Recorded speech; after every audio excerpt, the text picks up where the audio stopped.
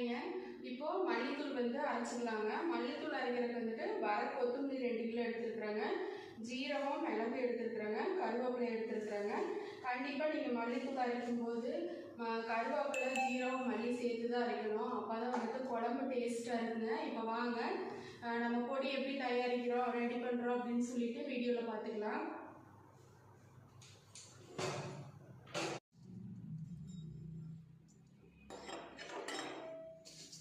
ஜீரகம் சேர்த்துக்கலாங்க. ஜீரகம் சேர்த்து நல்லா வறுத்துக்கலாம்.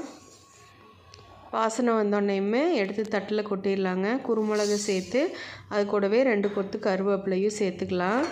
அதையும் சேர்த்துட்டு நல்லா வாசனை வர அளவுக்கு வறுத்து ஒரு பிளேட்டில் மாற்றிக்கலாம்.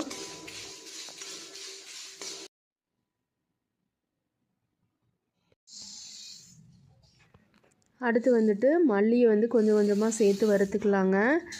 இப்போ 2 கிலோ மல்லியை வந்துட்டு நான் ஒரு அரை கிலோவாக சேர்த்து நல்லா இளம் வறுப்பாக வறுத்து தான் வந்துட்டு அரைக்கணுங்க. அப்போ தான் வந்து குழம்பு ருசியாக இருக்கும்.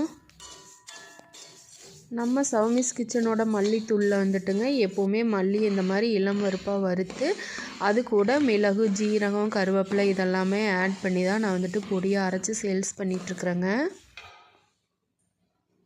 இந்த மாதிரி நம்ம பொடியை அரைச்சி வச்சிட்டோம்னா நம்ம குழம்பு வைக்கிறதுக்கு ரொம்ப ஈஸியாக இருக்குங்க. மல்லித்தூள் மிளகாத்தூள் வெங்காயம் தேங்காய் இந்த மாதிரி இது மட்டும் அரைக்கிற மாதிரி இருக்கும்.